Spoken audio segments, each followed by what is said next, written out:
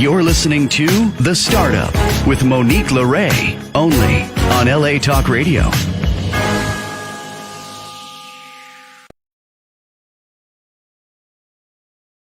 How's it going, Los Angeles? This is The Startup with Monique LeRae. I'm Monique LeRae.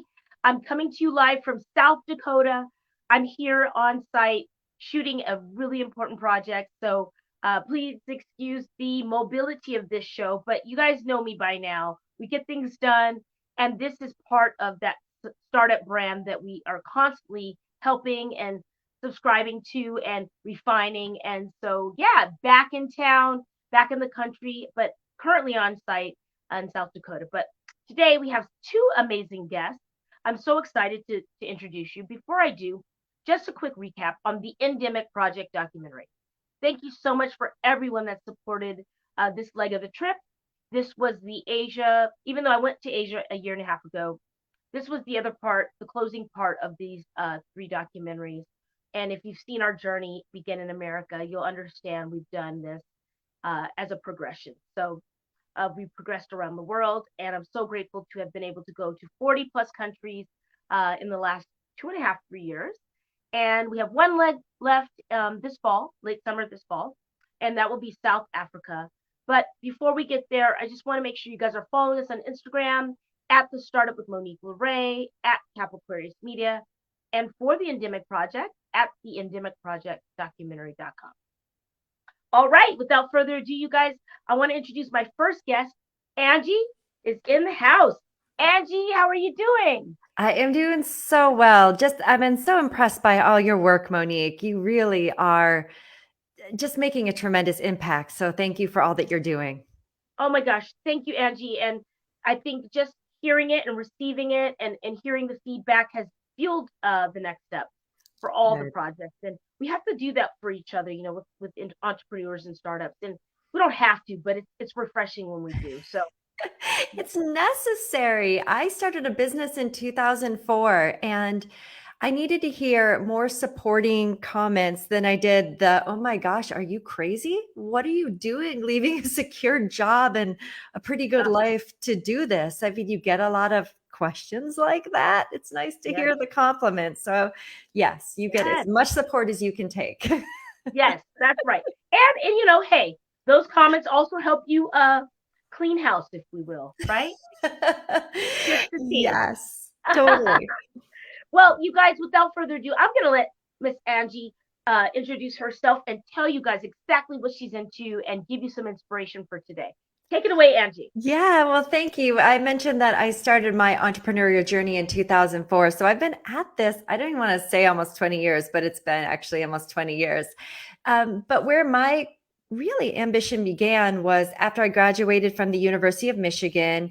I served in the Marine Corps for 4 years as an officer, and then left active duty and actually started working in LA. I had what I would call the easiest job in the world. I was working for Pfizer, selling Viagra in Beverly Hills, of all things.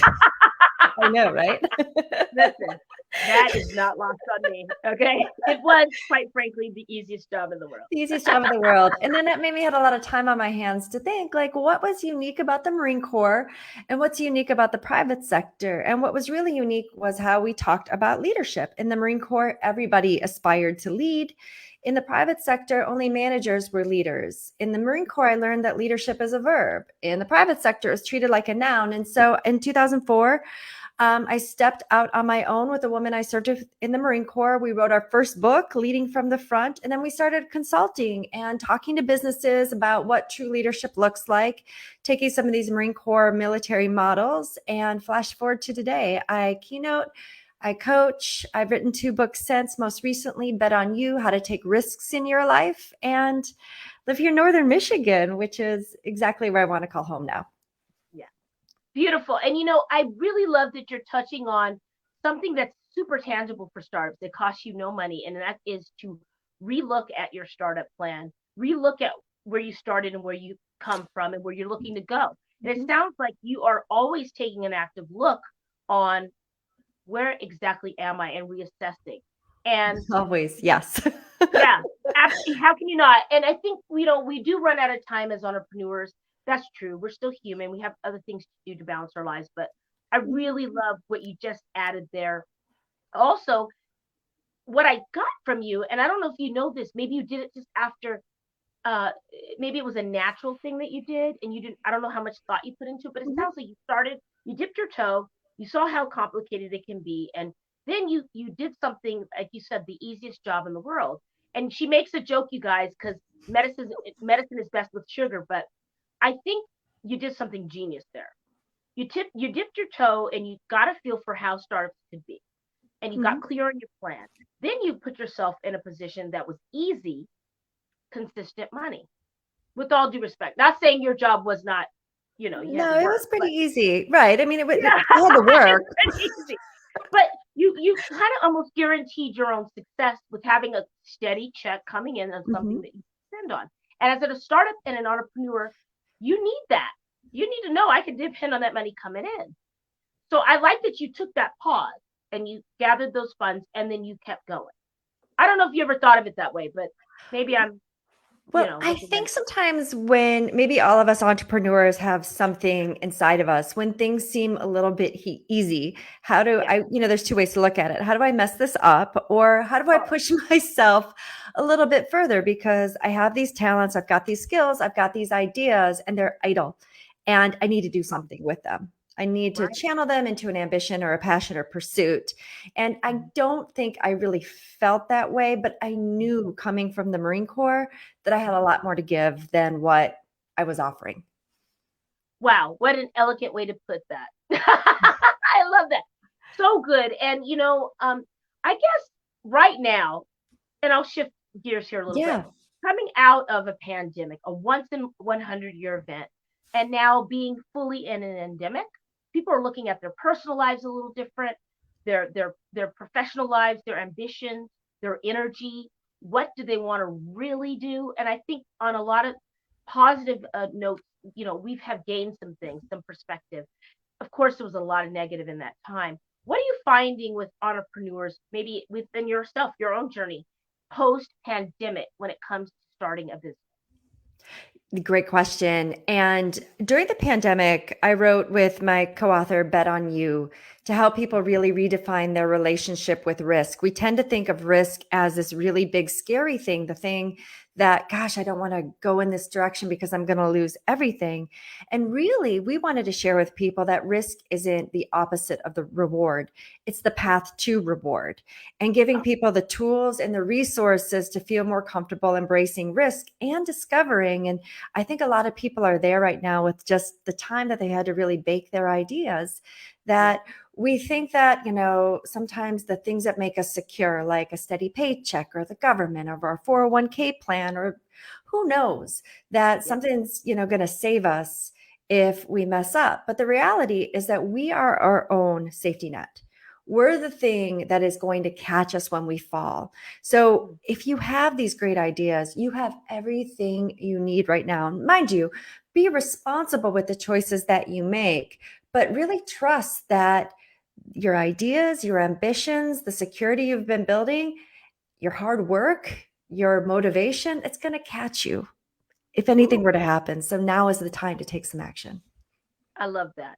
You guys, listen, you're with a veteran here, with Angie, and she is telling you, that you have everything in front of you and within reach. And hearing it from a military professional, I guess that would be the proper term. And Yeah, you I'll know, take that. you You're take right. it. You've had all the tools in the government in front of you, but also there's a mental capacity there. There's a mental level of that. Although you had all the tools tangibly, I'm sure you had to go inside and look at the tools you had to carry out the job. And I'm guessing that's what you're saying and applying to business. Yeah, you think about some of the crazy risks that we take in life. For those of you who get married or go to college, like those are crazy risks. We don't really think about them because everybody else is doing it around us, or even having kids. Like, what a crazy risk. We do Yeah, those things though without sometimes much thought. We just fall into them. Where the ideas that you have right now, those are an expression of your talents, your abilities, your capabilities, your experiences. You're probably going to have more success with whatever is on your mind right now just by taking the action. And we write about the misconceptions of risks. It's really important to think that taking that first step, it's not a leap of faith. Really, the best risks are thoughtful, planned, measured. And it starts with just that one small step. So, tomorrow, when you wake up, what gives you the most energy? What are you most excited to do? Go in that direction because that's going to motivate you, that's going to inspire you, and that small step is going to keep you going. So beautiful. I love how you put it. Let's plug your book real quick. I mean, we're going to plug it at the end too, but Oh, thank you. do you have a picture of it there, or I should. It's probably on my You will. bookshelf. I'll go get one in a bit. Yeah, bet on you. They're Definitely. you guys, they're so hard to get that they're hot off the shelves. But where can someone find one if they're looking to gift that student that's going to come out at the end of this summer with a need for some direction? Where, or just everyday entrepreneur, where could they Yeah. find to pick up your read? Absolutely. Anywhere books can be bought. Amazon's great, bookstores, mostly online channels, of course, but anywhere Yeah. books are sold, you can find Bet on You. Bet on You. I think you have the platoon. Do you have the little army thing on the book? I feel like I saw a picture of it. What? Give us Not this a one. yeah, give us a physical description of this book cover. I want to hear Yes. about it. Oh, hold on. I can do this right now. It'll take me literally like 1 second. She's gonna get it, guys. This is the Startup with Monique LeRae, and I am here with Angie Wazowski, Bet on You author. There we go. And she's there. You guys go. There you go. How Bet can you on miss You. that? It's very clean. We see it. You can't miss that. So Very aqua. of course, get your Amazon Prime on, ladies and gentlemen, and bet on yourself. What a great title. I can't believe the title wasn't already trademarked. Like, that's such a smart title. Thank you. Yeah, absolutely. I was kind of surprised myself, but it was the one that just kept on coming to us when we're like, we want to write about risk. Most people don't think, how am I going to take a risk today? But yeah, people ask themselves all the time, like, this is my time to bet on me. And so we just got really fortunate that it was available. Our publisher loved it. And here we are selling copies of books. So let's break this down a little, Angie. Let's follow me down the rabbit hole a little bit here. That, that single mom or dad, or even just a paired couple coming out of the pandemic, fully in the endemic phase of this thing. And I'm highlighting that, you guys, because I'm conscious enough to know there has been an energetic shakeup. I mean, how could we have missed it? I mean, we all are shaken up. And I'm not speaking strictly politically, but I'm speaking energy, the environment. I was listening to this comedian, Leslie Jones. I don't know if you listened to her and her podcast. Yeah. She's saying, you know what? We just raised the bar. We went from COVID to monkeypox now, and we're literally a germ or two away from getting kicked off the planet. I mean, science is science. And with that being said, I think that adds a sense of urgency for some people when we saw how our world could be so easily shifted. For me, anyways, I chose to push the gas and not the brake for all my businesses and the things that I was passionate about. So for the people who are passionate in this time, that have seen all of this stuff, how can we get them to not worry about tomorrow in your business? You can't see the whole path. Just go off that thing that's telling you to do it. How can we help them trust the future, I guess? That's a tall question. I know. That's a big one, but we talk about it. So in Bet on You, we talk about the two effing cousins, fear and failure. Yep. I think we can get that, unpack that a bit. Yeah, and we can also curse here. We are LA Talk Radio, but go ahead.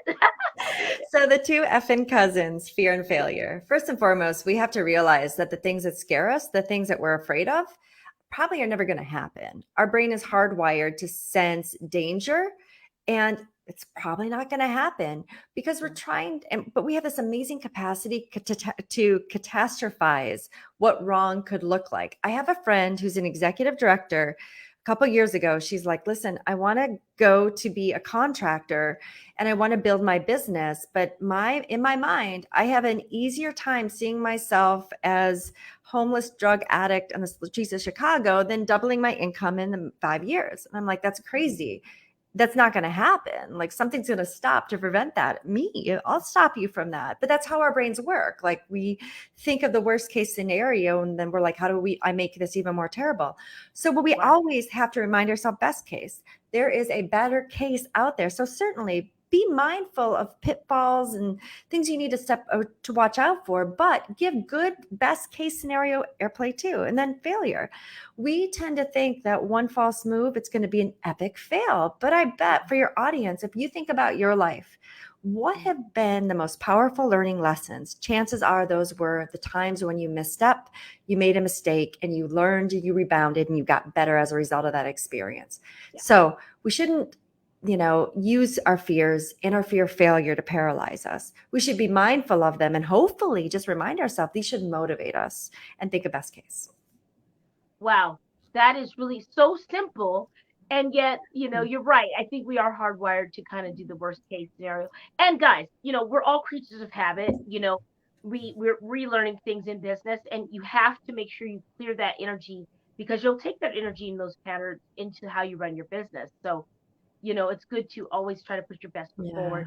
And I wanted to share this with you, and I always share it. Sam, I know you're in the background. You're probably tired of hearing this, but it's the best example I can remember. And it was with starting the Pandemic Project documentary, the American version of these docu-trilogies, the world's first docu-trilogy. I didn't know it was going to be a docu-trilogy.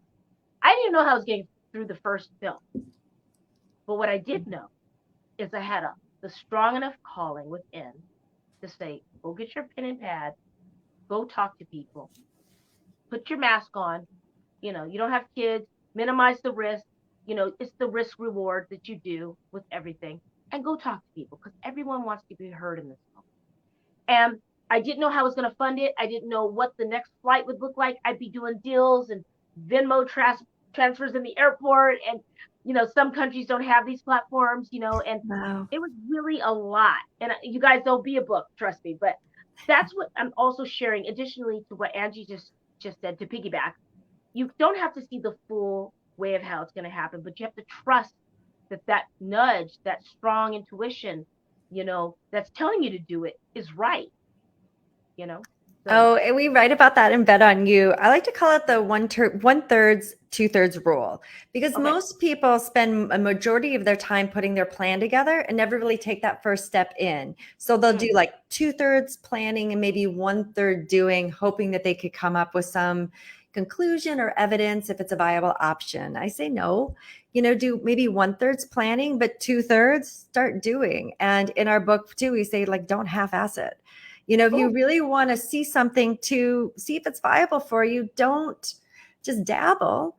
Get experience, get knowledge, and get awareness. It might be that this is crazier successful than you could imagine, or you might discover, this isn't for me, but there's a piece of this that is for me, and I need to go in that direction. Because I love, you keep bringing up energy, Monique. I'm a big believer in that too. It's like, follow your energy. You're not going to know until you start trying. And there's that. I love Yoda and I love Star Wars, but I hate the phrase like, there's no try, there's just do. But when it comes to being an entrepreneur, there's tons of trying. Don't put pressure on yourself. Just try. Just try. Beautiful. All right. Now, I would love to get a little tips for the audience, Angie. As ladies, we put that well, some of us do, not all. I don't want to generalize ever. But sometimes we have a few other things going in the background as entrepreneurs and startup entrepreneurs. Could you give some organizational tips for our viewers and listeners? Like, what do you find really practical and helpful to minimize wasting time and maximizing your enjoyment? Oh, that's a great question. I would start off by saying some of the simple tips that I do that I have found really useful is, first and foremost, at the end of every single day, I write a realistic to-do list for the next day, because that's my best vantage point on what must get done to call the next day success. And by realistic to-do list, I'm talking 2 to 3 things that have to connect a strategy that are going to drive the results that I want, not like clean out my inbox or respond to messages. No, like those 2 to 3, like you need to make this phone call, you need to call the bank, you need to write this blog, whatever. Then when I wake up in the morning, after I invest in me, I get up really early just so I can fulfill, my mind, my space, my energy. But when I hit the desk, I do the worst first. So whatever I think is the worst thing I want to do, I just get it done. So I don't have to think about it. And then I just toss it aside, because we could spend all day thinking, I got to do this, when really it's just going to take 2 minutes. But if you wait and procrastinate, it's going to take up all that energy. Yeah. And so those are a couple of things that I do. just to really help myself along. That's gangster. I love it. I love it. Invest in me first. Get yourself aligned. Get yourself right. But you're really, really, but maybe perhaps it's the military training because you're going to attack the first thing first, right? So yeah, a little bit. I mean, I think it's part of like the getting up early. But what I've learned through the disciplines of the Marine Corps is that, physical fitness, it used to be, how fast you can run. Now it's a way of clearing my mind because I know that that's something that I have to do is take care of my mental and emotional energy. So you've probably heard the phrase like running is cheaper than therapy. So for me, that's one of the things I do, clear my mind, get the garbage out, get rid of any negative energy, and then I can start my work in the way that I engage work. Okay, so did I hear you say that you equate the hard stuff, bad stuff with negative energy? Yeah, well, I think I take like running is just a form of meditation for me. Okay, great. I think, there's something about that. One night I didn't plan on doing it. I set my alarm for 6. I have skylights in my little Nice. villa. And this day I put my spin bike in the middle of the room and I got up right at 6 and the sun was coming up. And I said, you know what? I'm going to put my hood on, put my music on, and just cycle until the sun comes up. So that was kind of my There time, you like you go. said, to do that. And sometimes I'll do the most stressful calls while I'm on the bike because I feel like I'm doing cardio, I'm doing the stressful calls. So I like what you just said. Just attack the things that feel hard so you don't make them harder later on in the day. Absolutely. So No, that 100%. And I think for your audience too, as we think about entrepreneurs, like I think about entrepreneurship is the disciplines have to come from you because all the ideas in the world around you are going to be floating at you. So you have to have something at the core that establishes your rhythm. Just you can hold yourself accountable to the successes and the habits that lead to those successes around you. So again, everything is on you. So get your rhythm, get your way that you're going to approach your work. Wonderful. What are you excited about coming up in the next quarter or so for your brand, for your business, for somebody maybe you're helping mentor for startup, someone in your area that's looking to become a startup entrepreneur? What are you excited about these days? I just started this free online virtual series called Soft Power, and it's helping women leaders reimagine what their personal power is. So how can I be more authentic? How can I lead with my strengths without having to conform? How can I be unapologetically ambitious? How do I take a compliment without dismissing it? So those are some of the things that I'm getting. My first book was really on women's leadership. It's called Leading from the Front. And I feel like that's where my interest right now is to just helping women leaders really own their space. So that's something I'm really excited about. I just kind of got excited about it too, because those titles are insanely on point. Holy smokes, guys. Listen, I'm excited to see what you do. Yes, I want us to be involved with your next steps on those subjects. Angie, those subjects are so important for startup business. I agree. Yep. I look forward, Monique, to staying engaged. I think what you're doing is phenomenal, telling stories that can easily be overlooked, but going there and exposing them and being honest. Love everything you're doing. Oh my gosh. Thank you so much, Angie. You guys, let's plug it one more time for the friends that just joined us. Where can they get your book? Tell them again. Yeah, thank you so much. Bet on You. You can get it anywhere books are sold. And my name is angiewitkowski.com. So let's stay in touch. Beautiful. Will do, Angie. Stay wonderful and have a beautiful week. You too. Thanks so much. Thank you. All right, you guys. Bet on You with Angie Witkowski. She's hitting all these topics out the park. You know, that self-talk we have as entrepreneurs. She's going to help you use those skills that you already have and go to the next level. So very excited to reconnect with her soon. Bet on You. And you can get it on Amazon. And we have some other things going. We have one more guest today, but I want to also cover the wrap up of all the films I've been doing, guys, all the travel. Again, we'll be doing our very last trip for our very last portion of the documentary franchise in South Africa this end of August, early fall, and September, and telling stories from around the world. So sometimes, people have asked, why do you come back home? Why don't you just keep going? And this is the startup, so we keep it transparent. I have other businesses and other obligations, so financing 3 films around the world is quite costly. So you have to go home and work and then go back out. And I've been transparent about it because I want to help the next person that's looking to do something like this, and hopefully make it a little easier, or save some time, save some money, but most importantly, save some energy.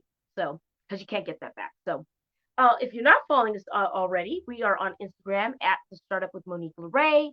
If you're not following my personal Instagram, it's at Monique LeRae Stinson. And the media company behind it is at Cap Aquarius Media. And a shout out to Sam and everybody at LA Talk Radio. Thank you for having me. And I'm so glad I'm back, guys. We were doing a lot of reruns while I was on the road. And I'm excited about this next guest. This is her book, Everyday Soul Dances. And it's a beautiful cover. The experience of the book is quite good too. She's got a beautiful dedication. The forward is wonderful, and she sets up some beautiful examples of how to center yourself. As entrepreneurs, again, I'm wanting to give us things that can help us be better, help us set healthy boundaries for our businesses. It's always about learning the next thing and doing it better the next time. So hopefully she's probably here. I want to bring her on early. Sam, do you think that my guest is here? I'll get a text message right now. I got a message. It probably means no. All right, Sam.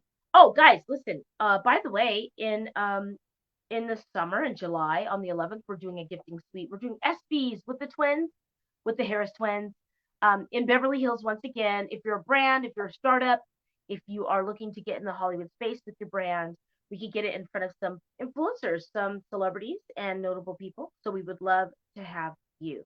If you're interested, you can email us at capaquariusmedia@gmail.com. So capaquariusmedia@gmail.com. And so I want to go ahead and read the forward. What I have done with the startup is reach out to more authors and agents that have authors, okay, and really get some context to this startup business, right? So people, they've approached it in many different ways. So that's why I like to get these books and see what their path has been, and that can help us moving forward. So let's see here. You know what, guys? I'm going to wait until you get the copy, and we can read the forward together. How about that? I tricked you. Everyday Soul Dances by Elaine Hoem. And you can get this on Amazon. You can get it everywhere where books are sold. I think this is going to be great for the psychology of starting up businesses and to help us stay mentally fit with all the challenges that come with, and overthinking, underthinking before we start. And she gives you practical guidance here. Sam, do you think maybe she's in the wings here coming up? Okay. All right. It doesn't look like she is. You know what? It's Sunday. Sometimes people get stuck with their weekends, but we will bring her back at another time. Sam, we're going to cut the show here for 30 minutes. You guys, thank you for tuning in. The Startup with Monique LeRae. I can't wait to see you in July if you come to the SB's event. And also, I want to also share with you guys, we are taking applications if you want to become an intern, if you're looking for a summer gig, if you're a college student or a high school student going into college. It can also be junior college because I've gone to them.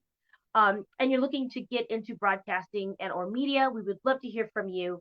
My email is the startup with Monique LeRae, spelled Lore, just like my Chiron here, at gmail.com. The startup with Monique LeRae at gmail.com. That's a long email, but you get the point. So we would love to hear from you. If we can help you in any way, you can help us. We would love to hear from you. And until next week, you guys, what will you start up today? Be well. You're listening to The Startup with Monique LeRae, only on LA Talk Radio.